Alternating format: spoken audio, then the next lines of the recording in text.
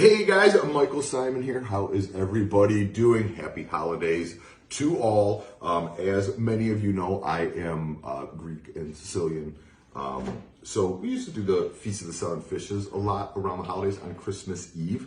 I'm going to give you a dish that I love making for the Feast of Seven Fishes today. It's also featured in my new cookbook, Fix It with Food. So not only is this delicious and celebratory because of the Feast of Seven Fishes, but it is great if you are on an anti-inflammatory diet. So this comes together super easy. We have clams, we have some tomatoes, which I have, some fresh garlic, parsley, white wine, and a little bit of escarole. Very Italian in flavor. If flour wasn't one of your triggers, you could also eat this with a little bit of grilled bread or garlic bread. It would be delicious. But watch how quick this comes together. So first thing I'm going to do is I'm going to turn my pan on medium-high heat to let the pan start to get hot as I get everything ready. Next, I'm going to slice 4 cloves of garlic. I have 3 that I already peeled here. But peeled garlic, this has the skin on. You just cut off the root end. You give it a little tap with your knife, and you could peel that skin right off, no problem. If you're doing a ton of garlic, you could put it in between 2 stainless steel bowls and shake it after you cut off the root, and the skins will come off also. We're now going to take this garlic and cut it very thinly. So holding the knife, 4-finger thumb, pinch, wrap in good shape, guide with my claw hand, and we're just going to go straight down to get these nice thin slivers of garlic. Some people will do minced garlic in this. I like the slivers. I feel they're more substantial, and I also like the way that they look. So we're going to get this as thin as we can. Norman's underneath me on the floor, so I am being careful that no garlic falls beneath me, because garlic is bad for dogs, in case you didn't know that. Raisins, also not delicious for dogs. Bittersweet chocolate, not great for dogs. I love all those things. Norman, no bueno. All right, so the garlic is almost sliced up. And once the garlic is ready, I'm going to add some extra virgin olive oil to my pan. So my pan is hot now. It's not ripping, but it's over like a medium-high heat.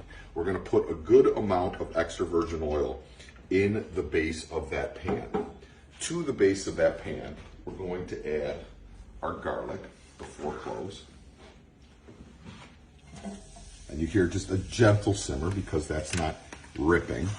We're going to put a pinch of salt in over the garlic. It's going to help draw out the moisture, the bitterness, and really help that garlic kind of release all of its flavor into our sauce. We are also going to take our clams. These are middle necks, so they're not huge, they're not small. Little necks will work in this situation too, but just find the clams that look best. Also too, when you're looking for clams to ensure that they're okay, these are closed, good sign. If it is open and you tap it like that on the ball end and it doesn't close back up, no good. So you're going to have to dispose of it. So your clams should be closed like so. We are then going to take our little cherry tomatoes and we're going to throw those in. If you can't find any cherry tomatoes this time of the year, some whole peeled canned tomatoes would be a great substitution here. And they actually make peeled canned cherry tomatoes now too. So any of those would work just fine. You now hear this starting to kind of brew up a little bit, and that's what we want to happen. I'm going to let that garlic get translucent in the bottom of my pan here. So we don't want to add any color to the garlic. We're just going to let it get translucent, and that means it's about ready to go. As soon as that happens and you get that real aroma going and the garlic becomes translucent, we're going to add our white wine. We're going to put the lid on here. We're going to let these clams open up and get everything else going. So now you can really hear it. You hear it, Alexa? I can hear it. The food is talking to us, Alexa. It's talking to us.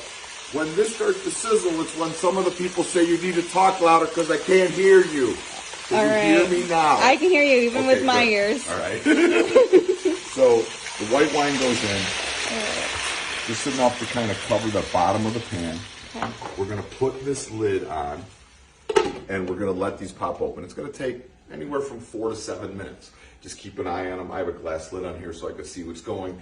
Once one pops, the rest of them start popping pretty quickly after that. So we're just going to let. Is that something you'll hear? Will you hear them pop? You won't hear it. This is like, I always say cook with your senses. So we listen for the sizzling. That was one sense. We have to look to actually see them open. Okay. That would be the other sense. And smelling, the garlic and stuff we could smell. We're not going to be able to smell the clams opening. Okay. Right. Oh, I also want to put some chili flakes in there. How are you feeling on the spice meter today? You want hot? I think Not spice hot? is, spice is always welcome. So this is as much as you want. So right. you could go 1 teaspoon, 2 teaspoons, 4 teaspoons. Depends how spicy you like things. I'm going with 2. Feeling kind of spicy today, but if you don't want any heat, don't put any in. If you want it even hotter, put more in. It's dealer's choice. Okay, so we have some flat leaf parsley that we're going to finish with. Good tip with herbs like this: if you cut off the bottom when you get them, and then you put a damp towel around them, it's going to help keep them kind of nice and perky. You could also put them in a water glass with some water in the bottom like you would a flower. And if you're going to store them in the fridge, cover them with a bag so they're not getting that direct coolness. Soft herbs like this do not like the cold. So we are going to cut this all the way up. And I'm going the leaves all the way till the end of the stem. And we're going to go as fine as we can because all of that is delicious. There is some dishes where I will save the stems for stocks and things of that nature. In this one, I am using the whole thing. The stems actually have more flavor in them than the leaf themselves, but just make sure when you get to the stems, you go very fine because you don't want to eat a big chunk of stem. But this is a pretty soft, delicate stem, so it's going to eat just fine. Norman's jumping up on you. Yeah, he's ready. See, maybe Norman, he knows he shouldn't eat garlic and clams, so he's going to bother you instead, Alexa. That's how it's going to work today. Just transfers his affection. Yeah, wait till we get the steak going, buddy. Then it's no more Alexa. All about the steak. So I'm just finishing this off. And then the herbs will be ready. We're almost to the end. Right at the bottom here, they start getting a little more fibrous. These will be ready to go in towards the end of the dish. And now I have some of my escarole, and we clean the escarole off. This is a green that I grew up eating a lot, having a Greek and Sicilian mother. This was a very common green in our family. It's pretty bitter, has a kind of a citrusy bitter flavor to it. I love it with seafood. It's great with roast chicken, sauteed with a steak. It would be great. And I'm just going to kind of rough chop this up. So we're going to leave it relatively chunky.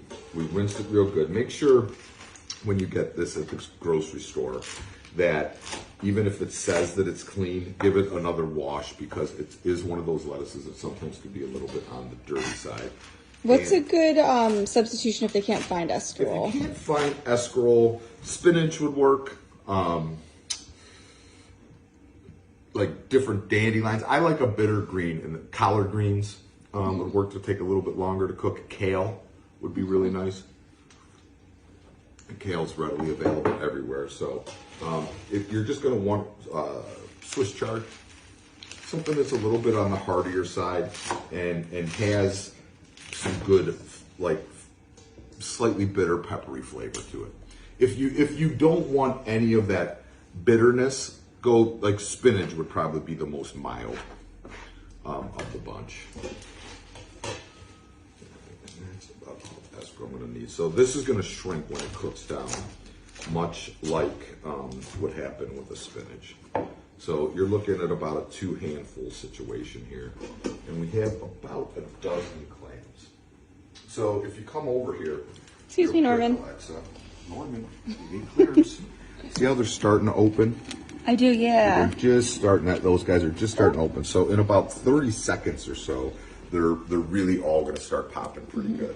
So I have this over high heat. I'm just going to let those continue to open up. Then we're going to put in our flat leaf parsley. We're going to put in our escarole. We're going to drizzle it with a little bit more extra virgin olive oil to finish it, which is almost going to make like this dressing. And then we'll plate that up on like a platter. Because I was going to put them on a platter. Then I realized that I had to do dishes. So I'm not doing dishes, but in my mind, I had to do the dishes. So we're gonna take these and just put them, I would serve them just like this, in the pan holders heat, and then you could put out bowls for everybody. And you could even have another kind of side bowls for the shells. You got the tomatoes and the escarole and that broth. That's it, just a really nice little Gorgeous. starter, very aromatic. Broth has tons of flavor from the garlic, the white wine, the natural clam juice that is dropped in there, and then of course from that extra virgin olive oil.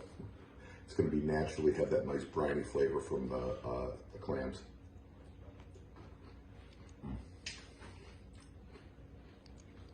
So good, so easy. Have a great Feast of the Seven Fish. Have a great holiday. Merry Christmas, everybody. And if you want to grab a book, Fix It With Food, it is available in stores now. Thank you.